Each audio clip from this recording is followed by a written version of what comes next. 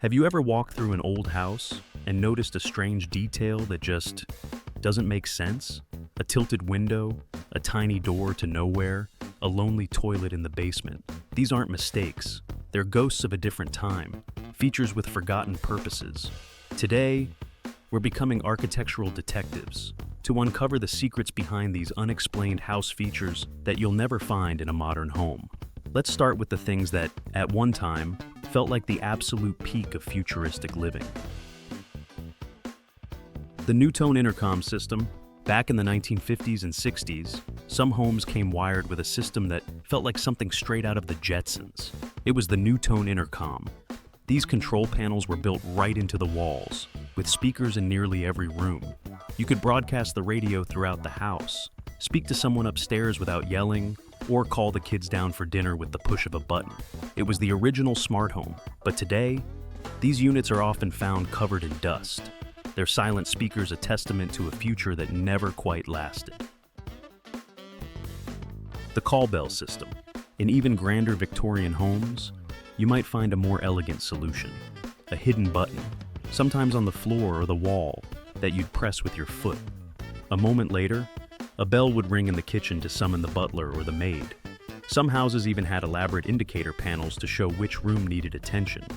These were high-tech for their time, but now they are curious antique features, forgotten behind layers of flooring and drywall.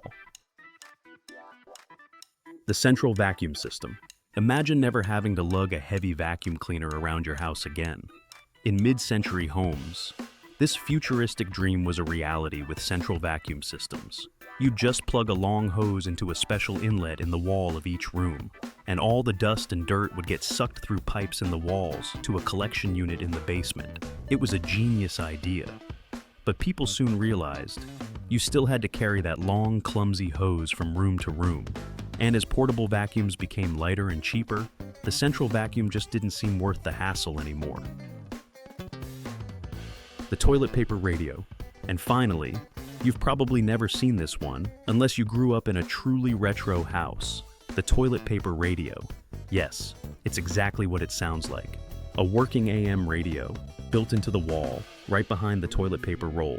Twist the knob, and you've got music to keep you entertained. It's the kind of wonderfully bizarre and slightly unnecessary luxury that only the 1970s could have dreamed up. Now, let's look at the features that weren't about luxury, but about clever, practical design for everyday problems. The Rumford Fireplace. A fireplace is a fireplace, right? Not exactly. Rumford fireplaces are tall, narrow, and have angled sidewalls. Designed back in the 1700s by an American-born physicist named Count Rumford, they were engineered to reflect more heat into the room while using less wood. The design was incredibly smart and efficient, but as modern central heating technology improved, the specific clever design of the Rumford fell out of fashion. The dust corner. Here's one you've probably never even noticed. On some old staircases, you might find tiny triangular metal pieces fitted into the corners where the stairs meet the wall. These weren't just decorative, they were called dust corners, and they were meant to prevent dust and debris from collecting in those hard-to-reach spots. It made sweeping the stairs much, much easier. It's a small detail, but a truly clever one that has been almost completely forgotten today. The shaker peg rail.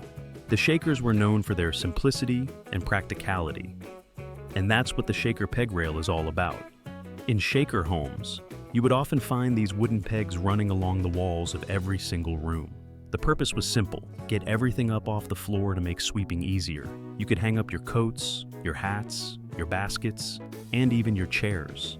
You'll still see these in some modern mudrooms for character, but the idea of a full wall of pegs has become a thing of the past. The rainwater cistern. Before every home was connected to a municipal water supply, many houses had to collect their own. They did this with a rainwater cistern. These were large tanks, often built of brick or stone, that would collect rainwater from the roof. Sometimes the cistern was in the attic. Other times you might find it in the basement, or even buried in the front yard.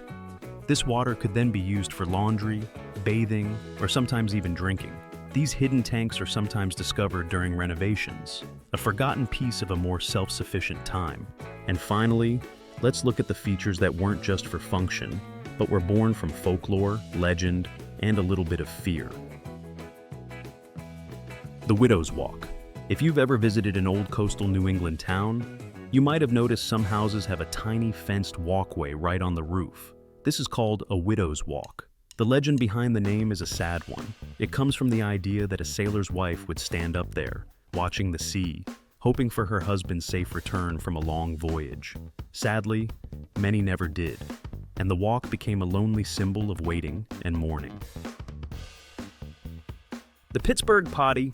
Imagine exploring the basement of an old house in Pittsburgh, and you find something truly baffling. A single lonely toilet sitting right out in the open with no walls around it. It's not a bathroom, it's just a toilet. This is the Pittsburgh Potty, and it's a genuine architectural mystery.